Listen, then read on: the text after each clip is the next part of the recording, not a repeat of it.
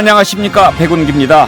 혼돈에 빠진 여권 이번 주가 분수령이 될 것 같습니다. 연일 윤석열 대통령과 윤핵관을 공격하고 있는 이준석 대표가 법원에 낸 직무정지 가처분 신청 신문이 내일 열리는데 결과가 어떻게 나올지가 최대 관심사고요.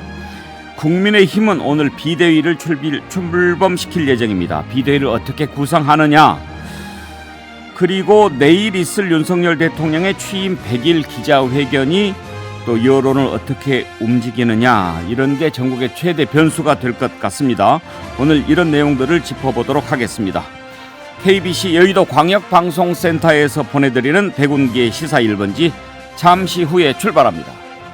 네, 오늘 함께 하실 네 분 패널 소개하겠습니다. 김두수 시대정신연구소 소장, 윤희석 전 국민의힘 대변인, 김홍국 전 경기도 대변인, 그리고 무료 출연 위기에 몰려있는 장성철 공론센터 소장 나오셨습니다. 어서 오십시오. 안녕하세요. 네, 안녕하세요. 제가 무료 출연해가지고 윤석열 대통령의 지지율이 상승을 하거나 인적 쇄신을 할 수 있다면 제가 얼마든지 무료 출연하겠습니다. 저런 살신성인의 자세가 지금 이 나라에 필요한 거 아니겠어요? 대통령이 잘 돼야 나라가 잘 되는 거 아니겠습니까? 그럼요. 네. 그럼 언제부터 하는 걸로 할까요? 인적 쇄신 두고 보시죠. 뭐 한 그래도 연말까지는 기다려봐야 되지 않겠습니까? 아마 다음 주라고 얘기한 게 지난주 아닙니까? 선제 조치를 할 것 같습니다. 예. 네. 장성철 소장님 이제 스타로 그래도 발돋움할 칭찬을 시점입니다. 하려던 참인데. 그래도 6개월은 좀 지켜봐야 되는 거 아니겠습니까? 6개월이요? 네. 네.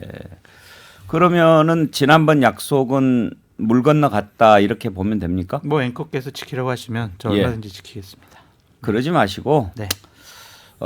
출연료는 받고 네. 그걸로 우리 패널들 밥이나 한번 사시죠. 알겠습니다. 제가 보기에 그게 가장 적절한 중재안인 것 같습니다. 그러면은 앵커님께서는 인적 쇄신이 없을 거다, 안 할 거다. 그걸 이제 못할 제가 거다? 여쭤보려고 합니다. 아, 네. 일단 오늘 아침에 윤석열 대통령 출근길에 혁신, 쇄신 이 부분에 관한 질문에 대해서 실속 있고 내실 있게 할 것이다, 이렇게 답을 했는데요.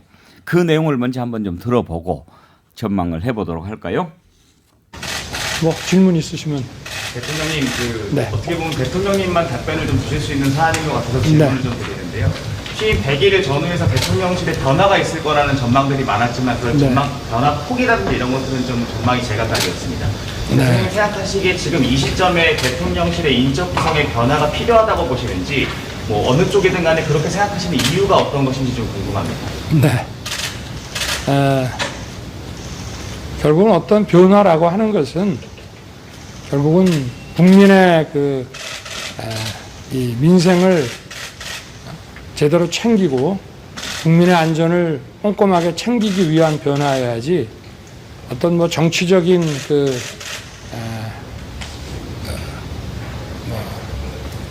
어떤 득실을 따져서 할 문제는 저는 아니라고 생각하고 있고, 제가 그동안 취임 이후에 여러 가지 일들로 정신없이 달려왔습니다마는 그 휴가 기간부터 제 나름대로 생각해 놓은 것이 있고, 국민을 위한 쇄신으로서 꼼꼼하게 실속 있게 내실 있게 변화를 줄 생각입니다. 네, 고맙습니다. 예, 꼼꼼하고 실속 있고 내실 있게 이렇게 얘기를 했습니다. 윤희석 대변인 해석을 좀 해주시죠. 하겠다는 겁니까? 안 하겠다는 겁니까? 국민들이나 정치권에서 바라는 형태의 인적 쇄신은 아닌 걸로 보입니다. 사람을 바꾸고 뭐 이렇게 하는 건 아닌 걸로 보이고, 말씀 속에는 아마도 대통령실의 지금 구조가 일을 잘하기 위한 구조가 아닌 것 같다는 생각을 깔고 계신 것 같아요. 너무 슬림하게 조직을 만들다 보니까 사람이 적어서 그래서 보강하는 차원으로 간다, 이런 뜻으로 저는 읽힙니다. 장성철 소장, 만약에 지금 윤희석 대변인이 해석한 그 방향으로 쇄신이 이루어진다고 한다면 지난주에 장성철 소장이 예상했던 그리고 기대했던 그것과는 조금 거리가 있어 보이죠? 그렇죠. 지난주 금요일까지만 해도 쇄신을 하고 사람을 바꾼다라는 얘기가 많았습니다. 비서실장도 바꾸고 홍보수석도 바꾸고 대변인도 바꾸겠다라는 분위기가 강했는데 예. 주말 이후로 좀 분위기가 급변한 것 같아요. 근데 그것이 어떤 이유인지는 저희가 추측을 할 수밖에 없습니다. 그러니까 예를 들면 누군가에게 어떤 자리를 제의를 했는데 그 그 사람이 안 한다고 했는지 아니면 진짜 처음부터 인적 쇄신은 없고 보강 쪽으로 충원 쪽으로 생각을 한 건지 저희는 알 수가 없지만 일단은 과감한 그리고 국민이 기대했던 언론이 지적했던 그런 인적 쇄신이 없다라는 것 자체는 자칫 잘못하면 내일 있을 100일 기자회견의 내용에 대해서 국민들이 더 큰 실망감을 나타낼 수가 있다. 이번 100일 기자회견을 통해서 인적 쇄신을 통해서 다시 한번 국정을 운영할 수 있는 동력을 확보해야 되는데 그러한 동력이 확보되지 않을 가능성이 높다라고 좀 생각이 들어서 방금 전에 이제 대통령께서 하신 얘기는 여기 실시간 채팅 보니까 많은 분들이 얘기를 나눠주셨는데 강지현 님이 하나만한 얘기 아니냐 이런 얘기가 좀 주가 이루어진 것 같아요. 그래서 결국에는 안 하겠다. 예. 그냥 지금 언론 보도되는 것처럼 김은혜 전 의원 정도 홍보 특보로 좀 보강을 하겠다. 근데 그거는 되게 안 좋은 사인 같아요. 예를 들면은 지금까지 일관된 모습 같아요. 우리가 뭘 잘못했는데. 결국에는 홍보 부족 아니야? 우리 진정성을 국민들에게 언론에게 잘 알려야지. 그 지금 소통이 좀 잘못된 것 같아. 그러니까 좀 홍보를 잘하고 언론 친화적인 사람을 한 명 보강을 해서 우리가 했던 일, 하는 일들을 좀 더 적극적으로 알리자. 그렇게 생각하시는 거라고 보여지거든요. 이것은 저희들이 생각하는 거랑은 좀 맞지가 않죠. 대대적인 인적 쇄신이 필요하다 이렇게 지적하는 분들도 많았고 장성철 소장께서도 지난주에 그렇게 예상을 했는데 만약에 그렇게 하지 않는다고 한다면 윤희석 대변인 언론이 잘못 짚은 걸까요? 아니면 어떤 변수가 생긴 걸까요? 또 아니면 윤석열 대통령 스타일을 아직 우리가 잘 모르고 있는 걸까요? 글쎄요, 뭐 저도 너무 어려운 질문이신데 이런 거는 있을 겁니다. 그 교체하려고 해도 지금 이 시점에 적임자라고 생각한 사람이 적고 또 그렇게 생각했던 사람들이 거부했을 가능성이 크고 그렇죠. 그리고 지금 100일도 안 된 상태에서 어디서부터 어디까지 바꿔야 되냐는 생각을 할 거예요. 제가 볼 때는 가장 중요한 건 비서실장인데 비서실장을 어떤 사람으로 해야 되느냐 또는 교체해야 되느냐 역할을 어떻게 해야 되느냐 거기에 대해서도 지금 정립이 안 돼 있지 않습니까? 정책실을 없애고 제가 듣기로는 지금 김대기 비서실장은 정무적인 역할은 안 하기로 하고 비서실장이 임명됐다고 들었어요. 그렇다면은 초기에 그럼 정무적인 거는 따로 누군가가 하거나 대통령 본인이 그냥 하거나 뭐 이런 얘기인데 지금 그 이도저도 아니니까 그럼 비서실장에게 힘을 좀 실어줘야 되는 건지 아니면 정무형 인사로 해야 되는 건지 이런 거에 대한 판단이 없기 때문에 인사를 바꿔야 되는지 말아야 되는지 거기에 따라서 홍보나 정무도 같이 바뀌어야 되거나 아니면 같이 유임이 되거나 이런 상황이 아닐까 저는 그렇게 봅니다. 만약에 와서 좀 일을 해달라 하자라고 하는데도 거절을 하기 때문에 사람이 없어서 못 바꾼다면 그 이제 안 바꾸는 게 아니라 못 바꾸는 것이 될 텐데 김도청장 오늘 아침에 조선일보 칼럼을 보니까 윤석열 대통령이 평생 이제 검찰에만 있었기 때문에도 아무래도 주변에 인재 풀이 좀 부족할 수밖에 없다 그런 지적을 하기는 하더군요. 이럴 때 어떻게 사람을 찾아야 될까요?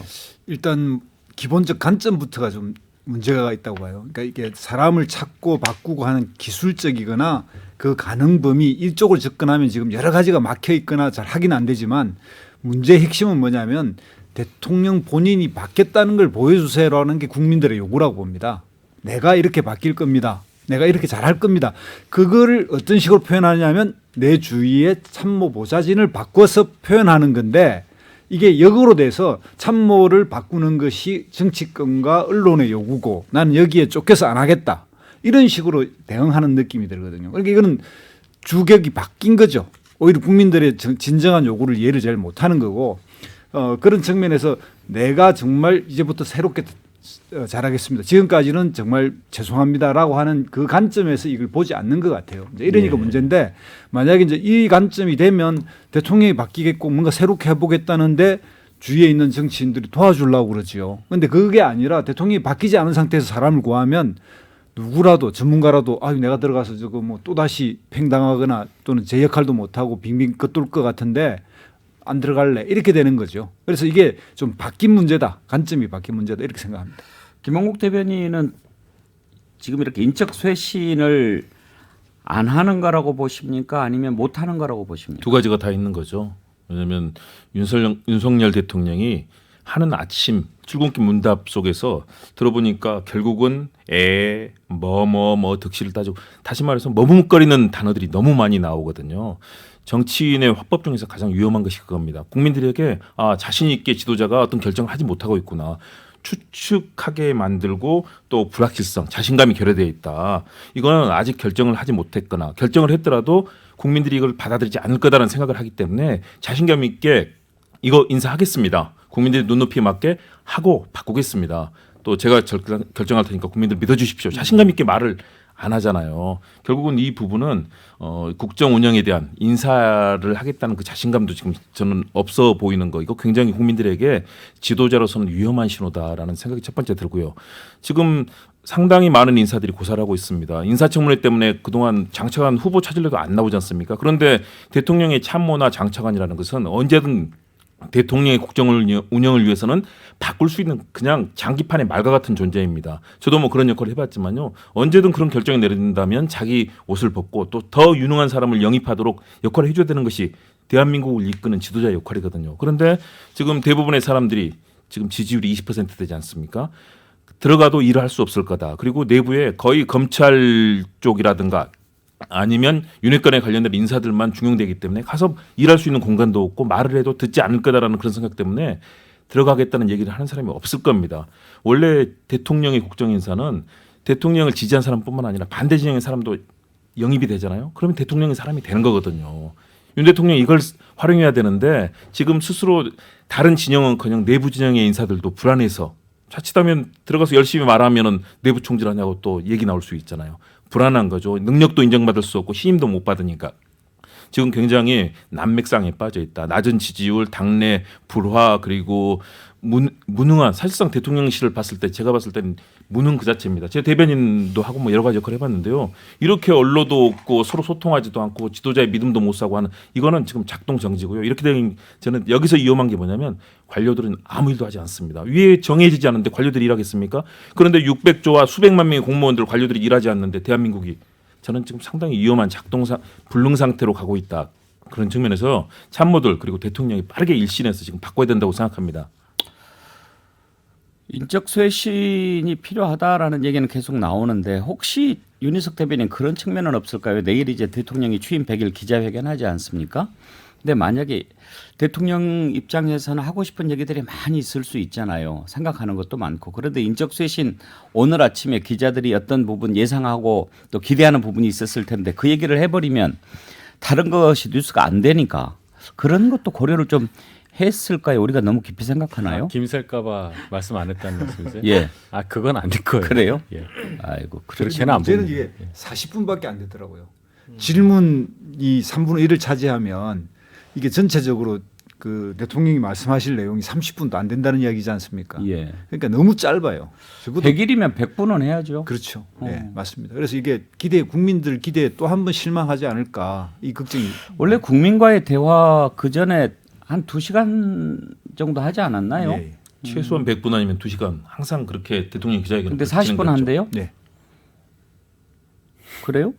네, 지금 40분으로 알려져 있습니다. 그렇게 돼 있습니다. 40분에 아침에 도어 스태핑 한 10분 하는 거 아니에요? 10분까지는 아니고 한 5분 정도 하는 것 좀 같습니다. 길어졌어요. 오늘은 좀 네, 모두 발언 이런저런 하고요. 얘기도 예, 하고 예. 뭐 그러니까.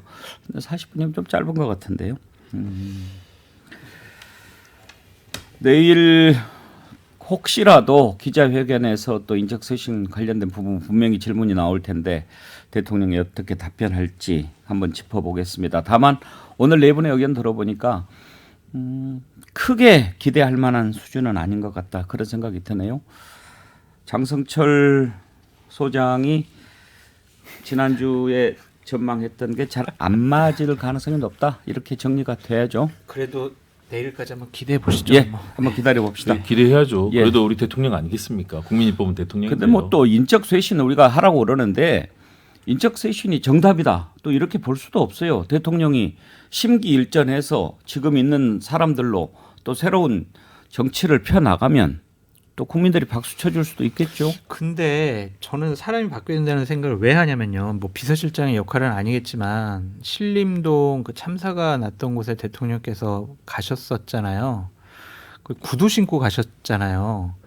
그러면은 참모라면 운동화 딱 준비했습니다. 운동화 신고 가시죠. 라든지 아니면 대통령께서 운동화 신으라고 했는데 싫어 나 그냥 구두 신고 갈래. 그랬을 때 안 됩니다. 이거 운동화 신어야 됩니다. 왜냐면요. 1, 2, 3 이렇게 얘기할 수 있는 참모가 있어야 되거든요. 지금 건의했는지 안 했는지도 모르고 건의를 안 받아들였는지도 모르고 뭐 모르잖아요. 근데 구두 신고 그런 현장에 간다는 것 자체가 저는 가장 상징성이 크다고 보여지거든요. 그러니까 그러한 것들 하나 체크하지 못하는 참모들 바꿔야죠. 그런 사람들 안 바꾸고 어떻게 합니까? 저 이해가 되지 않습니다. 원래 뭐 저 경기도 지사 대변인 하셨으니까 경기도의 대변인 지사차 같은데 운동화 검정 넥타이 이런 건 기본적으로 들어있는 거 아니에요? 다 준비돼 있죠. 모든 의전 그리고 상시 대기된 모든 그 활동에 대해서 상시 대기돼 있고요. 그리고 그 중요한 상황에서 혹시라도 뭐 이거는 운동화 방금 잘 얘기하셨는데요. 당연하죠. 그게 적합하게 의전을 어떻게 하느냐. 그리고 식사 하나 하더라도 어떤 메뉴로 해서 오신 분들과 같이 소통하면서 얘기를 할 것인가. 대통령실의 의전은 도지사 의전하고는 비교도 할 수 없는 거죠. 모든 것이 경호와 기본 시스템이 다 갖춰져 있기 때문에 이걸 잘 활용해야 될 텐데 그러기 위해서는 일단 대통령의 경청이 필요합니다. 저도 이제 지도자 연구를 해보면요. 듣지 않는 지도자는 정말 탁월한 지도자는 그렇게 할 수는 있습니다. 왜냐하면 본인이 모든 것을 알고 국정의 시스템, 흐름, 정책, 장차관과의 뭐 융화 정도 다 되는 분들은 대략 흐름에서 갈 수 있는데 윤 대통령은 사실 처음 해보는 데다가 지금까지 평생 검사 생활을 하고 정치와 행정이 의외로 복잡합니다. 저도 행정을 하면서 경기도에서 2년 하면서 엄청나게 많은 걸 배웠는데요. 그런 것들을 아는 참모들을 적절하게 기용을 해야 되고요. 특히 우리 뭐 장 소장님이나 우리 윤 대변인 같은 바른 말을 할 수 있는 좋은 인재들을 잘 좀 적극적으로 좀 모셔서 국정 일신하는 모습 보여줘야 국민들도 신뢰를 가질 겁니다. 지금 이준석 대표가 연일 윤석열 대통령과 윤핵관을 공격하고 있는데 사실 이런 것도 옛날에는 상상할 수 없는 거죠. 물론 여당 대표이기는 하지만 취임 100일도 안 된 대통령의 권력이라고 하는 게 얼마나 하늘을 찌를 정도입니까? 그런데도 젊은 여당 대표가 대통령과 만났는데 대통령이 오히려 거짓말한다 이렇게 얘기하고 대통령 지금 점수 25점이다. 이런 식으로 얘기하고 심지어 뭐 양도 구육 얘기하는데 그러면 구육에 대통령도 포함되냐 뭐 그렇다 이런 얘기하는 걸 보면 김도 총장 다 이렇게 지금 대통령 지지율이 낮은 것을 느끼니까 그러는 거 아니겠어요? 예, 그렇습니다. 전반적으로 이제 흔히 이야기한 말로 이제 30% 되면 뭐 흔히 말하는 이제 관료들이 말을 안 듣고 뭐 이런 이야기, 뭐 20%는 뭐고 10%가 되면 이제 뭐 측근도 떠나고 이런 거 있지 않습니까? 이제 그런 건데 지금 저 지지율이 쭉 하락하고 있는 이 지지율에 대해서 대통령이 좀 경각심을 가져야 됩니다. 그러니까 원래 휴가 기간이라면 국정 구상을 해야 될 시기고 8.15 이렇게 대국민 메시지가 나가는데 정말 시급하게 이 휴가 기간을 꼭 가는 게 좋겠다고 생각했던 이유도 쇄신의 어떤 기회를 갖는 거고 본인이 원 자리에 다시 돌아가서 생각해 볼 수 있는 이야기고 그런데 지금도 이제 이 8.15 성명에도 안 나왔고 뭐 일단 내일 기자회견이 예정돼 있지만 지금 현재 기자들이 볼 때 아직도 준비가 안 돼인 것 같고 뭔가 어떤 국민들에게 또 좀 속이 확 뚫리는 뭔가를 발표하지 않을 것 같다는 느낌이 드는 게 이 휴가 기간에 이 한금 같은 일주일을 뭘로 보냈는지 예. 이해가 안 가지 않습니까? 참 궁금해요. 윤희석 대변인 휴가 기간에 과연 뭐 했을까요? 그 휴가 끝나고 와서 도어 스태핑 방식에 약간 변화를 준 것 말고 과연 대통령이 휴가 동안 뭘 생각했을까 이런 궁금함이 있어요. 제가 전에 듣기로는 엄청난 소통을 했다고는 들었습니다. 예. 누구는 뭐 100분 동안 정말 대통령과 누군지 모르겠는데 편한 사이였던 분인 것 같은데 100분 동안 통화하면서 다시 안 볼 생각하면서 세게 얘기했다. 이런 얘기까지 들었어요. 그런 정도까지 들어서 저도 기대를 했습니다. 8월 8일 날 뭔가 나오기를. 근데 여전히 크게 바뀐 모습이 없는 걸 보면 현실적인 제약도 있는 걸로 저는 보여요. 아까 말씀드렸다시피 적임자가 그렇게 많지 않다는 것도 있고 또 보면은 아직 그 대통령실의 인사를 보면 제가 정확한 숫자까지는 밝히기가 좀 그런데 아직도 이 비어있는 자리들이 좀 있더라고요. 특히 행정관 인사나 이런 것들이 그 행정관 한두 명이 별거 아닌 것 같아도 각 비서관실에는 몇 명 없거든요. 행정관이 한 명만 빠져도 일이 잘 안 돼요. 의전이나 이런 데 마찬가지고요. 그래서 그런 보강들도 필요하고 이거 인사검증 문제도 있고 인사검증이 왜 이렇게 늦어진지 모르겠는데 박 정부 때는 너무 늦어지니까 약식으로 하고 막 그랬었어요. 근데 그런 융통성도 좀 부족하지 않나 이런 얘기도 해봅니다. 사실 대통령실 조직이라고 하는 게 정말 완전히 에센스로 이렇게 꾸려지는 조직이지 않습니까? 그러니까 한 자리가 비면 바로 드러나는 그런 조직이죠. 저는 그렇게 생각을 하는데 아마도 지금 대통령실을 움직이는 분들, 대통령을 비롯해서 이런 분들이 그 부분에 대한 인식의 수준이 이렇게 예민하지 못하다 보니까 어디서 샌지 정작 잘 모르실 수도 있다는 생각이 듭니다. 그나저나 이준석 대표 그 발언 계속 지금 나오고 그러는데 완전히 이제 윤석열 대통령과는 끝났다 이렇게 봐야 합니까? 외부적 시각으로 보면 끝났다고 보는 게 맞는데 저는 그래도 대통령께서 품어야 한다고 생각합니다. 이준석 대표를. 그것이 결국은 당과 정부를 위해서 옳은 길이지 지금 이 시점에서 국민들 느끼시는 대로 이런 갈등 양상으로 만약 헤어진다, 정치적으로 적이 된다면 모두에게 불행하다고 저는 생각해요. 혹시 장성철 소장 이렇게 이준석 대표가 방송에서 이런저런 얘기하잖아요. 이 새끼 저 새끼 했다 그런 얘기까지 하는 것 어떻게 보면 역으로 생각하면 대통령한테 이제 좀 나 좀 불러줘 뭐 이런 뜻으로도 볼 수 있을까요? 그러기엔 선을 좀 너무 넘은 것 같다라는 좀 생각이 들어요. 왜냐하면 대통령과 만났다라는 것도 밝혔고 그렇다면 대통령이 내가 무슨 얘기를 하거나 통화하거나 만난 거나 이것도 나중에 이준석 대표가 공개할 수 있겠네. 그런 두려움이 있다면 만나기가 좀 어렵겠죠. 그거보다는 어쨌든 윤석열 대통령의 지지율이 낮다. 그리고 윤석열 대통령에 대해서 보수 우파나 중도층에서 반감을 갖는 사람들이 많다.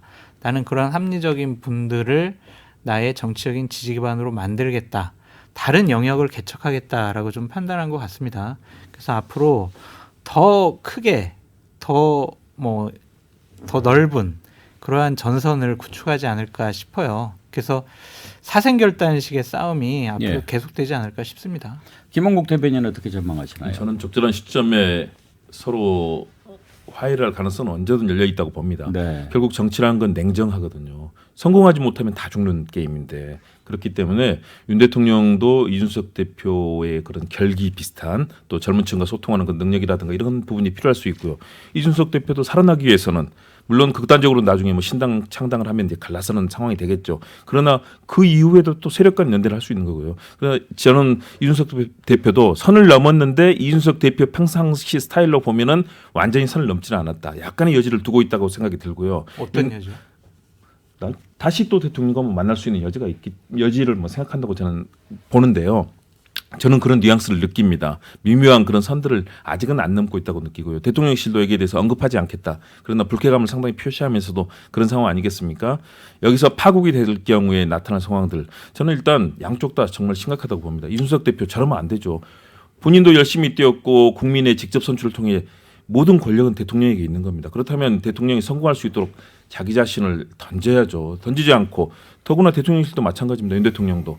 국정 성공을 위해서는 그렇다면 여당 대표가 분명히 문제가 있죠. 저는 그 스타일은 이준석 대표 같은 정치 스타일은 있어서는 안 되는 나쁜 정치라고 생각하는데 그래도 대선에 공을 세우고 당을 위해서 헌신하지 않았습니까? 그러면 어떤 방식으로도 양쪽이 품어줄 수 있는 협상을 만들어가야 되는데 양쪽 다 전혀 협상하고 국민을 위한 정치를 하겠다는 생각은 없는 것 같아요. 이준석 대표의 말을 들어봐도 거기에 국민이나 민주주의라든가 대한민국의 평화 이런 거 전혀 없어요. 오직 자신을 위한 권력 다툼만 남아있는 것 같고 미움만 남아있는 것 같은데 저는 빨리 그거를 대승적으로 국가와 또 집권 여당의 그런 품격을 위해서 서로 만나는 지점이 생겨야 된다고 봅니다. 예. 내일 기자회견도 한번 좀 지켜봐야 될 부분인데요. 오늘도 많은 분들이 글을 보내주시는데 유튜브 실시간 댓글 그리고 문자 메시지 샵 2315로 함께 해주시면 저희가 소개해드리고 또 준비한 소정의 선물 드립니다. 몇 분 소개해드리죠. 하기사 아이디 쓰시는 분인데요. 기자회견 40분은 너무하다. 도수치료도 1시간은 받아야 시원한데. EHFUD 전화로 하는 거 좋아하니까 그냥 40분 동안 전화 통화를 하지 굳이 뭘 하려고 하는지. 종아리의 알마니 인적 쇄신할 거면 새로운 사람 쓰든가요. 김은혜 대변인은 쇄신이 아니고 헌신인데요. 네, 이런 의견 주셨습니다. 네, 여러분들의 많은 참여 기다리겠습니다. 전하는 말씀 듣고 2부에서 이어가죠.